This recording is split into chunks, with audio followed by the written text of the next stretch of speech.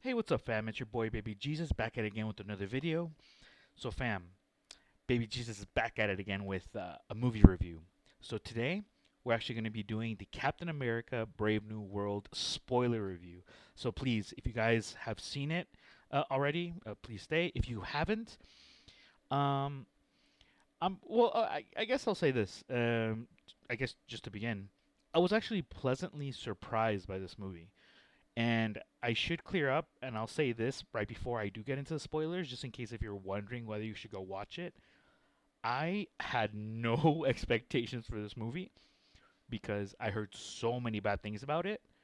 So my expectations were like in the dog water, you know? And I was pleasantly surprised, but it's not the film of the year. So basically, if you haven't seen it and if you're trying to decide whether you should go watch it or not, it's a great popcorn flick. Take your girlfriend or your boyfriend or your ex gender friend, whatever, and go ahead and enjoy. Other than that, we're gonna dive right into a spoiler review.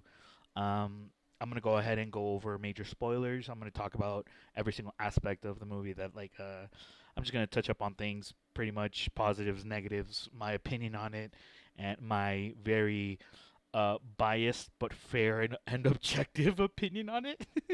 So here we go, guys. Um, so again, Captain America: Brave New World. It's by the director Julius Ona with a runtime of about 2 hours.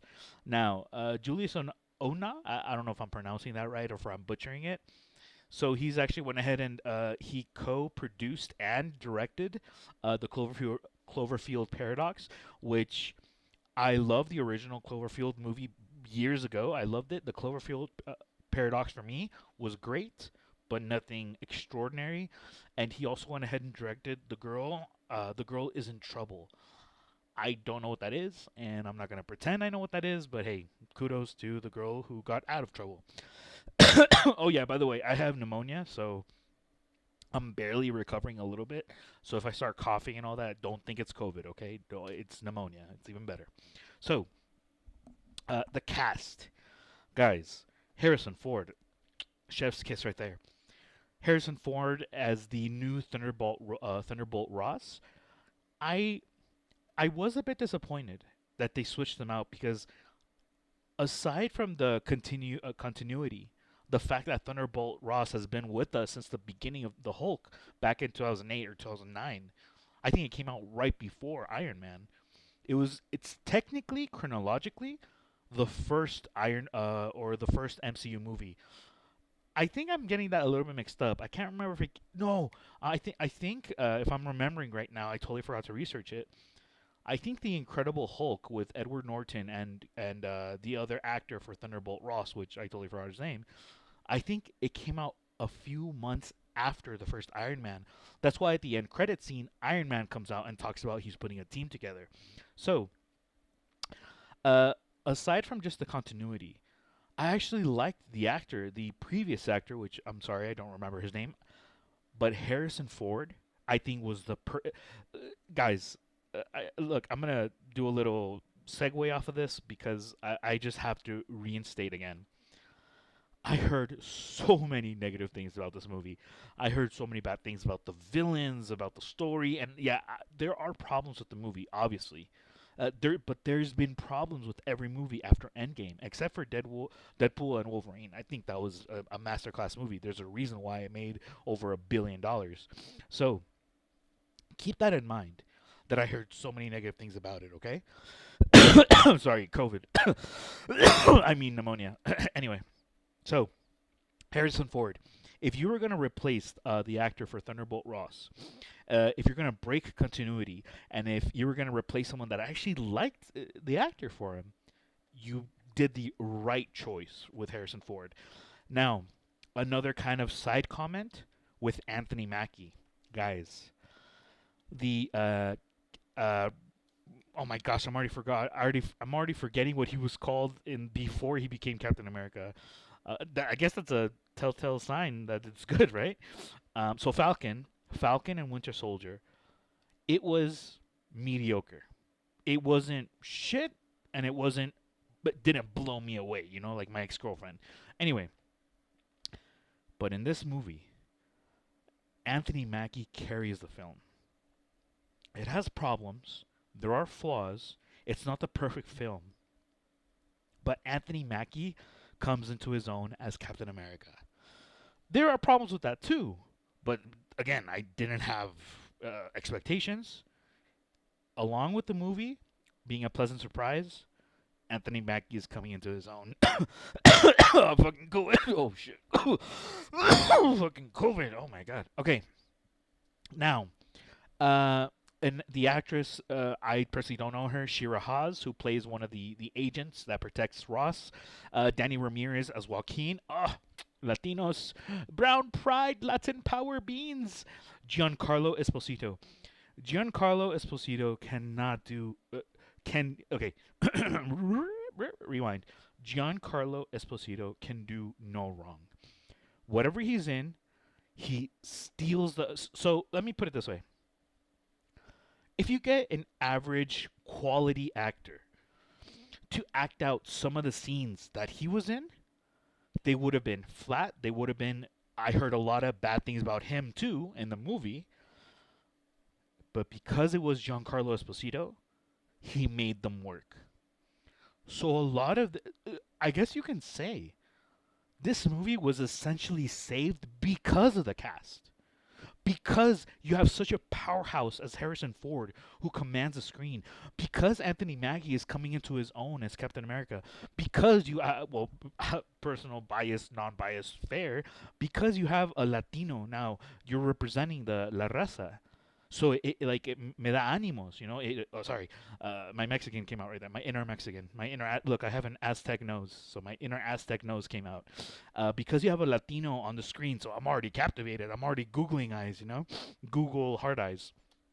Because you have Giancarlo Esposito, even Mandalorian 3, I think it was fucking awesome because of him and Pedro Pascal.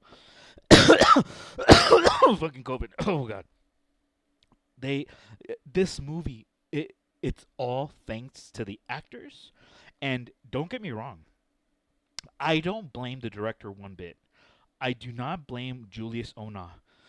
I think because of him, because he's a rising director that you can see what he's kind of going for, because of him, because the dynamite cast, this movie was more than just average. It was okay. It was a pleasant surprise. Here we go. Oh, let's not forget Carl Lumbly as the Isaiah, as Isaiah Bradley, the other super soldier. I loved seeing him in Falcon and Winter Soldier. COVID. Oh my God. I love seeing him in Winter Soldier. I love, and I'm gonna get into this a little bit later too in the video. I love seeing him back in this, and the moments that he was on screen, when they were emotional. When he begged Sam, like, you know, I can't go back in after the assassination attempt on the president, which obviously wasn't his fault. Like, you could feel like the acting, the acting was on par in this movie. That's actually, I think, that's its saving grace. Okay, and guys, Tim. Oh my gosh, did I put Time? Time Blake Nelson. Tim Blake Nelson as Samuel Stearns, the quote-unquote main villain of the movie, which is the Mega Brain or whatever, Mega Mind with Will Ferrell. Tim Blake Nelson. Look, I guess I'm going to go on another tangent here, but it's all having to do with the cast. And I guess the movie overall. I actually love that they're tying in loose ends. I love that they're bringing in concepts and ideas from the second MCU movie, The Incredible Hulk. I love that we're getting a conclusion, or again, I dare repeat myself, tying up loose ends to ideas, concepts that we never knew what happened, or that they were just created or generated in other films. The Celestial Island. For 5 years, no one talked about it. None of the movies after the Eternals talked about what happened. And here we finally understand what's going on. Sure, I'll get into it when I get into the negatives. I have other opinions about the Celestial Island, But the fact that they're tying in loose ends, the fact that they're recycling villains, because we haven't seen Samuel Stearns as a villain yet, but he was in a previous movie. I love that. I love that they're doing that, which that's actually one of the very negative things that I heard so many guys. I heard I heard that they're running out of ideas, so they had to bring in villains that from 10 years ago. Who remembers them? Well, I fucking do. I'm a fan. I wanted a conclusion for those villains, and I know after you retire because he's coming back in Doomsday or whatever. After you retire, Tony Stark. After you retire, Captain America. Well, the oh my gosh, I'm already forgetting. Oh my gosh, I'm already forgetting Steve Rogers. Oh my gosh, dude, this COVID, man.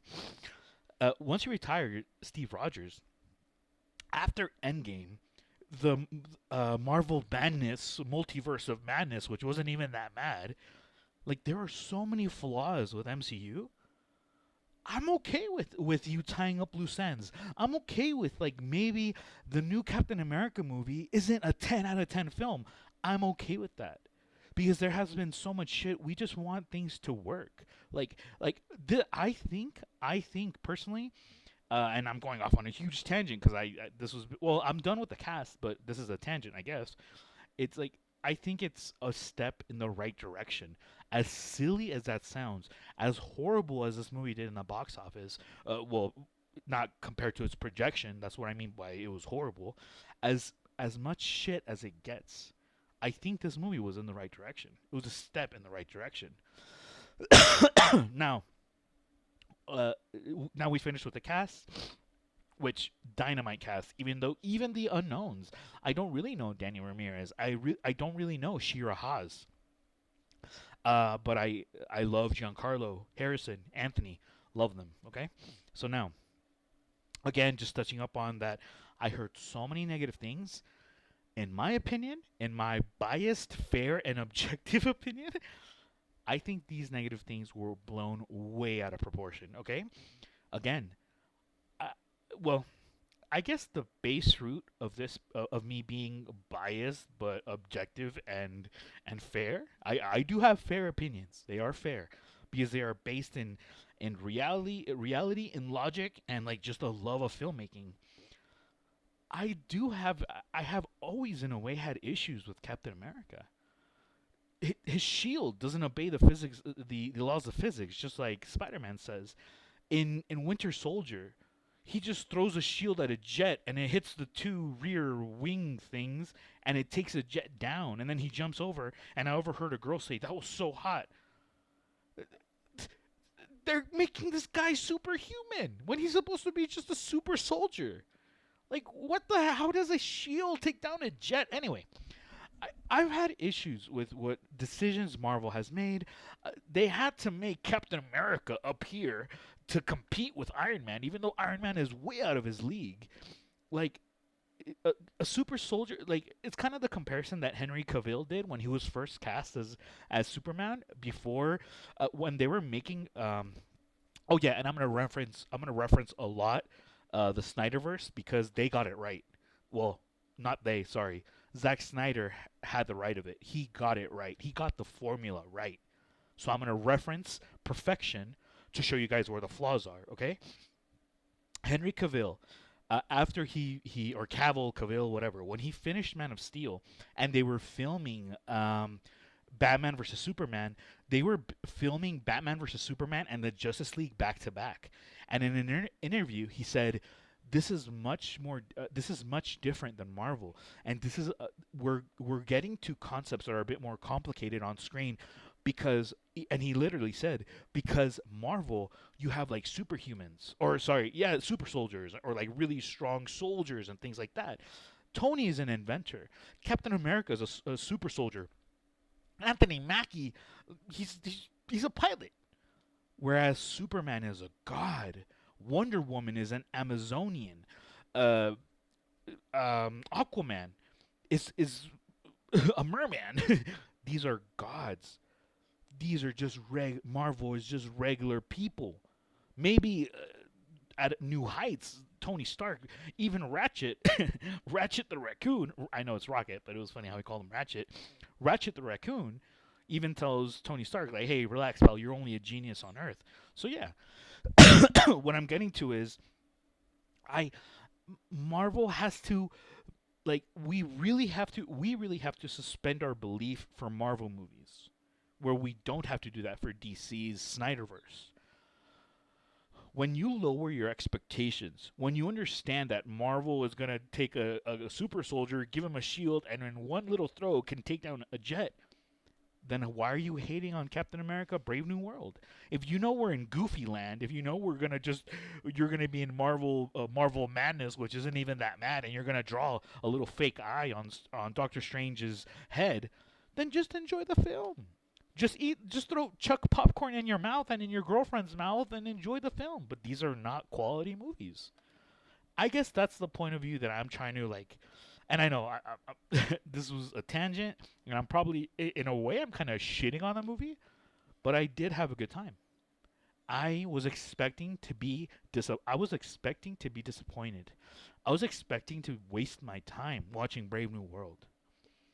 I was pleasantly surprised, and I had a great time. And you know what? I dare take it a step further. I'm gonna give it its rating now instead of at the end. I dare rate this movie. I rate it a 7 out of 10. It was good. It was a good movie. I had fun. The excitement factor, things were cool. It's nowhere near a 9, not a 9 out of 10, and not a 10 out of 10. In my, I give, for example, just so you have a point of reference, I give Winter Soldier a 9 out of 10. Civil War for me was an 8 out of 10. Iron Man 2 was a 7 out of 10. So now you kind of see where I'm at. Okay, so I'm gonna go ahead. So once I went on that tangent, we talked about the cast. You guys now have a full sense of where my mentality is at. The negatives, okay? I don't like. It made me sad that they were kind of deceitful with the whole Hulk thing. The Hulk was amor. I want amor. My dog is crying. She wants to go out, but I'm just making this movie, and I close the door, and I'm not gonna get up. You know, she'll go outside and hump everything and all my furniture later. So they were kind of deceitful with the Red Hulk.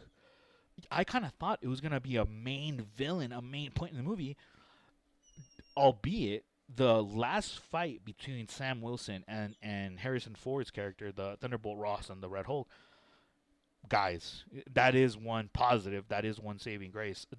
Aside from like the cast being incredible, aside from me loving him and them being like the stone that cemented the movie and being good, giving it a 7 out of 10. The visuals, guys, the visuals of the movie, chef's kiss. Great. I loved what I was seeing. Like, I loved what my eyes were seeing, basically, you know? Now, going back to being disappointed, I was a bit disappointed that the Hulk was a minor character. It's cool. I kind of this is where I do give Julius Ona credit. I kind of do like that it was Samuel Stern's villain, that he was giving him the pills. Like, he doesn't pop out of nowhere.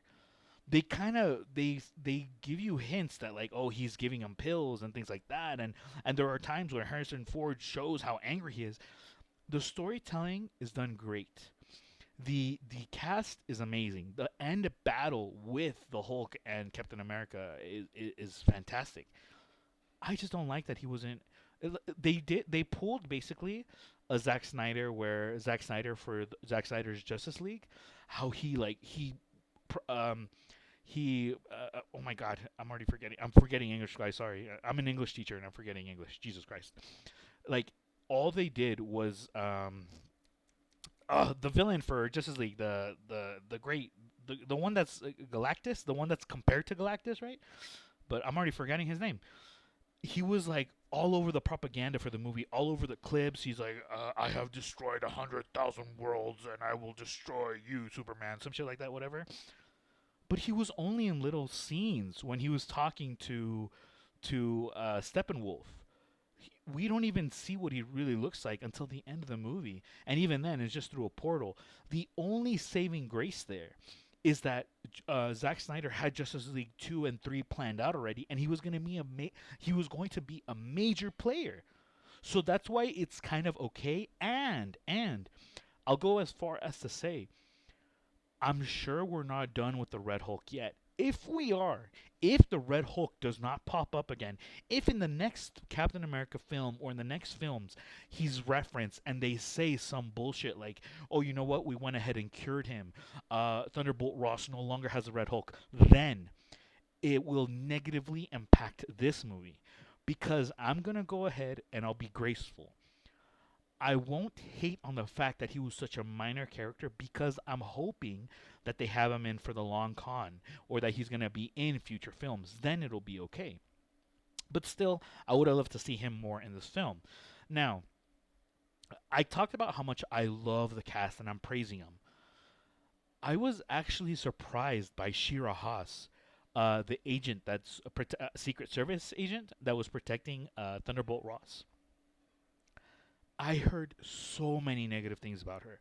I heard that she was only in it. She was only cool in the beginning of like she only had like a 5 or like a 20-second scene where she was cool. I heard that she does nothing for the movie. Wrong. She surprised me. She blew me away. Great actress, unknown, and she still has to earn her. She still has to earn her place a little bit, but she again, I'll dare repeat, she took a step in the right direction. Now, why is it in my negatives? It's a similar problem that I had with Matt Reeves's The Batman, the Zoe Kravitz character. Zoe Kravitz as the Catwoman kicked everyone's ass and was never once touched until she got to Falcone. Guys, if you guys go back to Jack Reacher 2, Tom Cruise's Jack Reacher 2 with the Agent Hill character, she's a military veteran who veteran military and generally speaking or relatively speaking young and fit. She got some punches in, but she got her ass handed to her by a private mercenary, or a mercenary, privately hired mercenary, or assassin. COVID, sorry, assassin. When you have a woman, even if she knows how to fight, they made Shira Haas, amor, tranquila, tranquila. They made Shira Haas almost like if she had taken the super soldier serum. She was throwing guys twice her size. She was throwing them, chucking them with like Brazilian jiu-jitsu judo moves. Sure, the principle of judo is to use the opponent's weight against themselves. But she's fucking tiny, making guys fly across the room and never once took a hit. That's one thing, like, I'm not saying fucking have her killed in the first 5 minutes because she's a woman, or it's a problem because she's a woman. Women in the military and all that can handle themselves, but don't make them invincible. Don't make them like they took a super soldier serum. Agent Hill, one of the most badass female characters on screen that we've seen in a long time, Agent Hill, and in her other role in the Jack Reacher movie, and she gets her ass handed to her. And that doesn't take away from how badass she is. So that's why it's kind of in the negative. She took a step in the right direction, but they just made her like a super soldier. And I hate when they do that. I hate when they do things like that. We love her more if she does take a beating and she wins. That's how you make a strong female character. That's how you make a strong female character beloved and respected. They take a beating because they are going up to opponents twice their size. They're standing up to them, and they still come on top no matter how much of a beating they take. That's where we fall in love with strong female characters, and where they do earn their title a strong female character. Now, okay, Giancarlo Esposito's villain. I thought that was going to be a negative because I heard I heard someone say, I'm not going to say who, because they are actually a reviewer online, but I'm not going to say names. A reviewer literally said it was so sad trying to see an older Giancarlo Esposito try to go up against Anthony Mackie, and that they just threw him in there. I heavily disagree. Giancarlo Esposito villain, while he is older, he handled himself with a Captain America. He's still alive. He may have a bigger role to play in the next films. He did great, and Giancarlo Esposito can do no wrong. I loved him, so he's not going to be in my negatives. I just wanted to throw that out there. Now, I do have a little bit of a bone to pick with the main villain, Samuel Stearns, which is played again by Tim Blake Nelson. I didn't hate him, but he wasn't the best villain in that we've seen, but I liked him. He was a good villain. I I'm not. I don't think I should just like because I heard so many things and like I said they were blown out of proportion or I heavily disagree with them. Anyway, I think I'll just leave it at that. I love that like he was brilliant and he gave Sam Wilson like a run for his money. Like he put him in so many issues. He almost caused Japan and the U.S. to do Pearl Harbor again, to go to war again. Like he was a good villain. The fact that he gave himself up, maybe the storytelling, the fact that was giving pills to the president that eventually turned him into the Hulk. I think it was all good. It was all good, not perfect. All right, so I think I'll just leave it at that. Um, because back in the day, when we get back to the root, two main issues or two main things is I had no expectations going into this movie. I was like, look, I'm probably going to waste my time watching this, whatever. So maybe that's why I'm a little bit more receptive to what I did see. And the second thing is, I have a lot of flaws right now with Marvel. I have a lot of bones to pick with Marvel. So so I'm done with the negatives. That was actually all of the negatives. And before I get into the positives, I think it's worth stating. Maybe from Marvel's point of view, I know everyone is aiming to, but because it's such a huge brand, Marvel, they are aiming to make the 9 out of 10, 10 out of 10 movies. Uh, Logistically, that you can't do that every single movie. You can't be like the Godfather, which every Godfather movie was fucking a 9 or 10 out of 10. Like you can't repeat that anymore, especially superhero movies, because there is a bit of superhero movie fatigue going on. But that just can't happen. And the Marvel Multiverse of Madness, it wasn't that mad.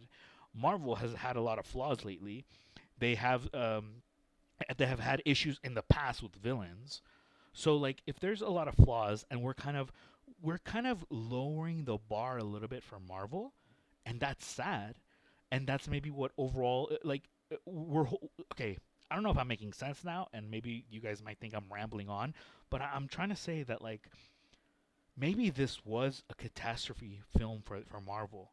Maybe this was like, oh my god, like red alert, bail, bail, bail, because we have now held up Marvel to such a high standard that we no longer can accept 7 out of 10, 6 out of 10 film ratings. We need them to produce better films, and I guess that goes for everyone and overall, but we hold Marvel now to a much higher standard. What I went ahead and done, what I've gone and done is, since I have so many issues with previous Marvel movies, their bar is lowering. Their quality that they can dish out is lowering. And then, because I heard so many bad things about this movie, which were blown out of proportion, the bar is even getting lower. And maybe that's why I was pleasantly surprised because I'm no longer expecting Marvel to make me a Endgame, to make me an Infinity War, to make me a Winter Soldier. I think Winter Soldier was one of the best. This is nowhere near it, nowhere near it. But because I no longer expect Marvel to make those kinds of films, I have lowered the bar a little bit. This was a pleasant surprise. It's kind of a sad thing. It's a sad reality, but it's a reality nonetheless. But anyway, enough shit talking. Let me get to the positives, okay? I said this a little earlier just to emphasize it. I love, maybe some people don't. Maybe some people got annoyed or some people were just totally lost, which that in that case their opinion doesn't really matter. I love that they're tying up loose ends. Oh yes, I didn't get into the bone I had to pick with the Celestial Island. Wolverine already exists. The adamantium that they're using that for the adamantium. The fact that it did take 5 years, so there is a bone to pick. But let's just skip over that. I love the fact that they're bringing it back in, so it is a part of the story, not just one little piece of weird shit of a little hand that's trying to grab a cop of feel in the Eternals. You know. Now, let me see. Oh, guys, I want to actually. I've kind of already said all the positives. I've kind of already said them in a way. Um, but I'm gonna go ahead and re-emphasize Anthony Mackie, guys. Uh, Clarence wasn't it? Isn't it Clarence from 8 Mile? Clarence. He's coming into his own. Again, I will repeat. Oh, my COVID. Calm down a little bit. Falcon and Winter Soldier. It was a good show. It was good. Not great, and it had its heavy flaws, especially with his monologue. You gotta do better. Do better. You do better. And you do better. His monologue, Jesus Christ. Jesus Christus. Okay, Anthony Mackie is coming to his own. I I didn't really so I loved him in Winter Soldier. He was just a regular soldier helping out, just a regular guy trying to do the right thing with Captain America. In the other Civil War, Infinity War, Endgame, uh, eh, he was just there. He was just Falcon, in my opinion, in my humble, biased, fair, and objective opinion. He was eh. I I don't really remember him in other movies. He's whatever. Falcon and Winter Soldier. I was actually surprised that they were gonna make a show about these two. It was a good show. It, while I'm going through some personal stuff right now, fam, and right now TV and movies are kind of my life, and it was okay. It was good. Um, in this movie, when he's on screen, he commands the screen. His acting on point. The lines they give him, or maybe the negatives that people are associating with the movie, they're not because of him. They are not because of him. Am I excited to see him in upcoming films as Captain America? Yes, I am. All thanks to Anthony Mackie. Good job. That's all I can really say. You know, that's enough dick polishing right there. Now, the story, the direction, Ona's direction, the cast, their acting, the revelation of the Red Hulk, the all of the villains, which I guess all of that ties into the storytelling and all that. I think it was great. I was um, I was entertained. I didn't come out of that movie with a sour taste in my mouth. I had fun. I recommend this movie. Take a friend, take a girlfriend, go watch it. It's a great date night movie. It's a great popcorn. There's actually a phrase I'm already forgetting it. It's like a popcorn flick. I think it's just a movie that you just you munch on some popcorn, on some soft drinks, and enjoy it. It's not the movie of the year. It's nowhere near an Endgame or Infinity War, but it is not as bad as people are making out to be. Or maybe that's just me, because Marvel has disappointed me so much that the bar has heavily dropped. That's like the other side of the coin. Maybe this truly is trash. Maybe this movie is truly just garbage to a higher standard Endgame, Infinity War, Winter Soldier Marvel. But because they're not churning out quality, now this is their standard we're holding them up to. Maybe. I'll leave that up to you to decide. Thank you guys for watching my movie review. I'm having trouble with mobility, and I really thought I was gonna be doing like the Gladiator 2 and other movie reviews, which also heard a lot of shit about that stuff, about that movie. But I do have mobility issues. But I actually went ahead and was able to see this movie, Brave New World. I recommend it. Go watch it.